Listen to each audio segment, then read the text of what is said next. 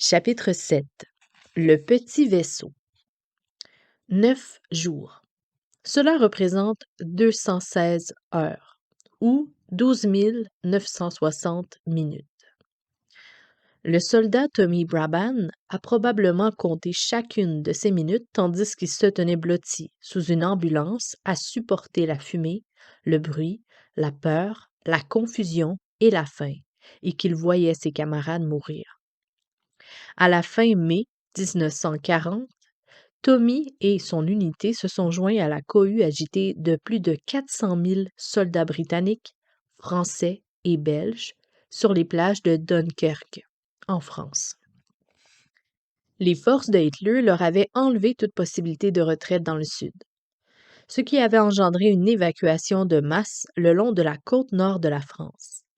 Comme la Luftwaffe bombardait les plages, les soldats tentaient désespérément de monter à bord de toute embarcation militaire pour traverser la Manche et se rendant à Douvres. William Reeves se remémore l'horreur de la scène sur la plage.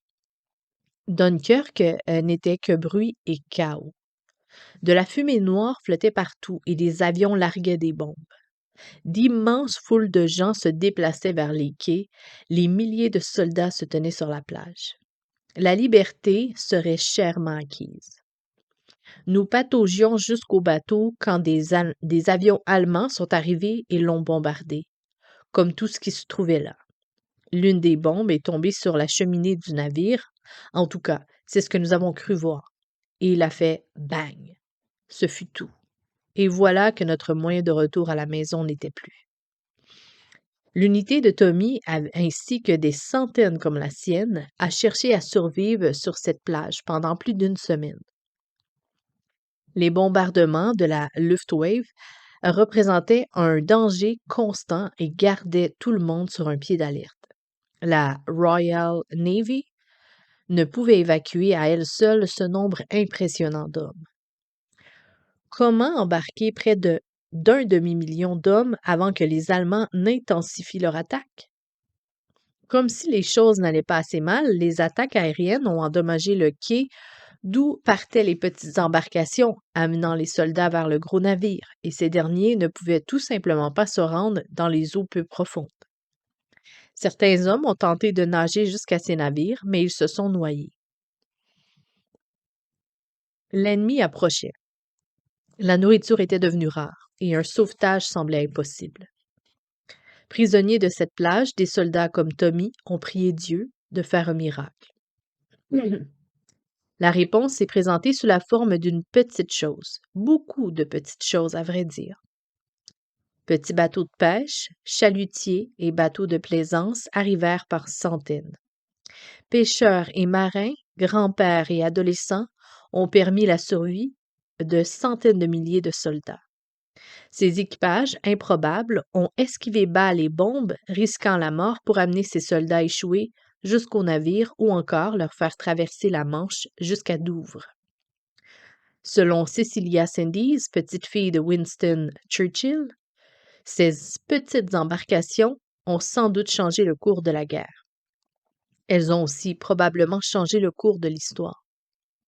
Mon grand-père ne s'attendait au retour que de 30 000 soldats, et plus de 360 000 sont finalement rentrés. Si cela ne s'était pas passé, nous rangerions sans doute sous le drapeau allemand. Cette humble armade s'est transformée en force redoutable grâce à la collaboration de ses capitaines. Écoutez-moi bien, la prière fonctionne de la même manière. Pardon. Vous pourriez avoir l'impression d'être une petite embarcation lorsque vous priez pour un ami qui s'écroule sous la douleur. Le problème semble écrasant et vos cris à Dieu insuffisants. Cependant, se mobiliser autour d'une cause peut s'avérer très puissant. Ce n'est pas que nos prières deviennent nécessairement plus efficaces ou que Dieu ait besoin de plus de prières avant d'intervenir. Dieu entend chaque prière et y répond, qu'il s'agisse d'un faible murmure ou d'une requête passionnée. Quelque chose se produit toutefois en nous, ainsi qu'en ceux pour qui nous prions. Quand nous nous unifions pour prier, cette unité crée un sens de communauté irrésistible et a un incroyable impact. L'Église primitive fournit une belle image de ce qui se passe quand les chrétiens s'unissent dans la prière. Observons-les durant des instants cruciaux et mémorables. Jésus venait de monter au ciel et avait confié à ses disciples la joyeuse tâche d'annoncer le message de l'amour divin et du salut en Jésus. Pensons à ces hommes et ces femmes comme à des pionniers mettant le pied en terre étrangère. Ils comptaient les uns sur les autres pour se retrouver en territoire inconnu, trouver leur marque, accueillir le changement et demeurer fermes malgré une persécution intense. Pas étonnant que nous lisions ce qui suit concernant ce petit groupe d'apôtres. En Acte 1, verset 14, tous d'un commun accord persévéraient dans la prière. Songeons à ce que la prière en commun signifiait pour ce petit groupe de chrétiens. Tentons de comprendre l'effet que produisait sur leur esprit le fait d'entendre la voix d'amis exalter le nom de Jésus. La prière voulait dire qu'ils n'étaient pas seuls dans cette épreuve ou dans cette aventure. Non seulement la prière leur rappelait la puissance de Jésus, mais elle remplissait leur cœur de courage. Chaque croyant savait faire partie du corps, c'est-à-dire d'une équipe. Comme ils priaient à haute voix, le message qu'ils retenaient était le suivant. Nous vivons cette situation ensemble. Tu n'es pas seul. Nous te soutenons. Après la venue du Saint-Esprit à la Pentecôte, le nombre de disciples a considérablement augmenté et la prière en commun a continué de servir de pierre angulaire à l'Église naissante. Acte 2, verset 42, y est écrit: Ils persévéraient dans l'enseignement des apôtres, dans la communion fraternelle, dans la fraction du pain et dans les prières. La prière a uni les premiers disciples et elle peut aussi nous unir si nous prions ensemble. La vie des premiers chrétiens était en danger et ce qui les a poussés à prier ensemble. Un sentiment d'urgence les unissait, de même qu'un besoin de direction et de protection divine, ainsi que de relations humaines. Ces besoins produisent des prières remplies de puissance parce qu'elles transforment ceux qui prient, ainsi que ceux pour qui l'on prie. Le livre d'Esther a ceci de particulier que le nom de Dieu n'y est jamais mentionné.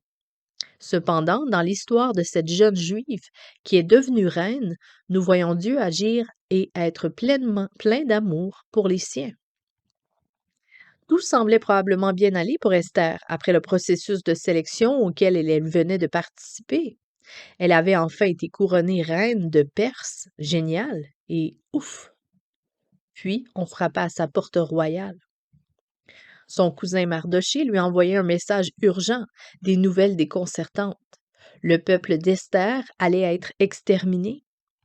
Des hommes, des femmes et des enfants seraient massacrés par pure méchanceté et par esprit de vengeance pour quelques pièces d'argent. Mardochée suppliait Esther d'aller voir le roi pour implorer sa miséricorde en faveur de son peuple et d'elle-même. Il est écrit dans Esther 4, verset 13 et verset 14. Ne t'imagine pas que tu échapperas seul d'entre tous les Juifs parce que tu es dans la maison du roi. Car si tu te tais maintenant, le secours et la délivrance surgiront d'autre part pour les Juifs, et toi et la maison de ton père, vous périrez. Et qui sait si tu n'es pas pour un temps comme celui-ci, si tu n'es pas là pour un temps comme celui-ci, que tu sois parvenu à la royauté. Esther hésitait. Elle risquait la mort à s'approcher du roi sans avoir auparavant été convoquée par lui. Et pourtant, si elle gardait le silence, des milliers de Juifs mouraient, elle-même incluse. Esther 4, verset 16. Va, rassemble tous les Juifs qui se trouvent à Sus, et jeûnez pour moi, sans manger ni boire pendant 3 jours, et ni la nuit ni le jour. Moi aussi je jeûnerai, de même avec mes servantes, puis j'entrerai chez le roi, malgré la loi. Esther rallie son peuple, comme les petites embarcations de Dunkerque, et lui demande de présenter son fardeau à l'Éternel. Ce passage ne mentionne pas précisément la prière, mais le commentaire de Matthew Henry jette une lumière sur la décision d'Esther. Elle croyait que la faveur de Dieu s'obtenait par la prière, que son peuple était un peuple de prière et que Dieu entendait la prière. Elle savait que les gens de bien avaient l'habitude, dans les cas extraordinaires, de joindre le jeûne à la prière et que beaucoup d'entre eux faisaient les deux à la fois. Comme les enjeux étaient incroyablement élevés, Esther s'est jointe à son peuple. Nous pouvons imaginer les Juifs sur leurs genoux, priant Dieu avec ferveur pour qu'il use de miséricorde envers eux, leur accorde sa faveur et fasse des miracles. Esther savait qu'elle n'était pas seule. Son peuple savait qu'il avait en elle une championne prête à risquer sa vie pour eux.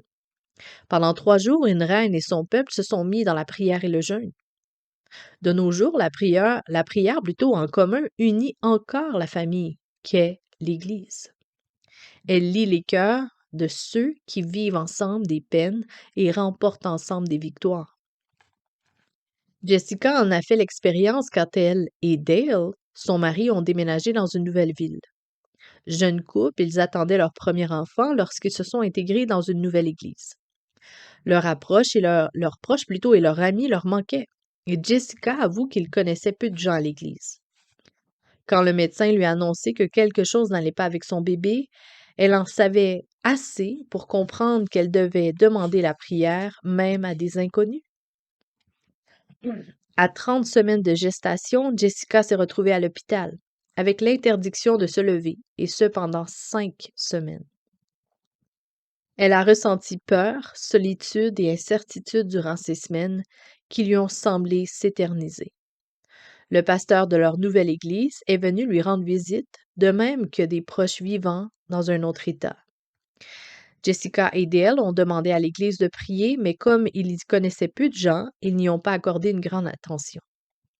Après avoir provoqué la naissance, les médecins ont assisté à l'accouchement de Derek, un petit garçon en bonne santé.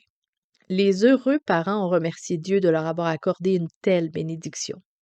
Cependant, Dieu a continué de les bénir. Après la naissance de Derek, nous avons enfin pu amener notre enfant, notre bébé prématuré à l'église, pour qu'il y fasse la connaissance de notre entourage. J'y ai rencontré une foule de gens qui se réjouissaient de faire la connaissance du poupon pour qui ils avaient tant prié. C'était tellement beau. Parmi les gens de l'église se trouvait une gentille infirmière qui m'avait rendu visite, avait prié pour moi et avait suivi notre dossier durant les 5 semaines passées à l'hôpital.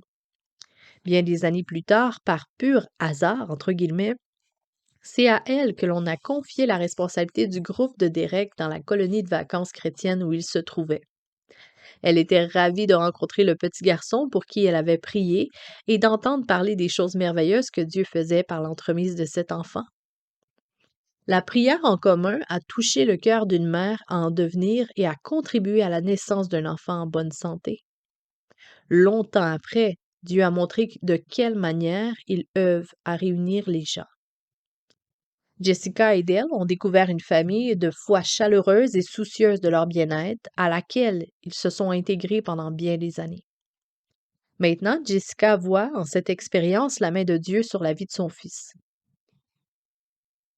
Tout cela a été rendu possible en raison de nombreux petits vaisseaux qui se sont rassemblés afin d'aider une jeune femme effrayée à porter son fardeau.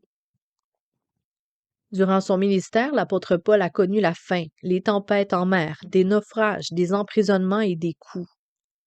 Comme les soldats assaillis à Dunkerque, il a fait appel à son armada de prière en vue de son sauvetage. On peut y lire dans Romains 15, verset 30. Je vous exhorte, frères et sœurs, par notre Seigneur Jésus-Christ et par l'amour de l'Esprit, à combattre avec moi en adressant à Dieu des prières en ma faveur. On y lit dans 2 Corinthiens 1, verset 11. Vous nous assistez vous-même de vos prières, afin que la grâce obtenue pour nous, par plusieurs, soit pour plusieurs une occasion de rendre grâce à notre sujet. On lit dans Colossiens 4, verset 3 et verset 4. Priez en même temps pour nous, afin que Dieu nous ouvre une porte pour la parole, en sorte que je puisse annoncer le mystère de Christ, pour lequel je suis dans les chaînes, et le faire connaître comme je dois en parler.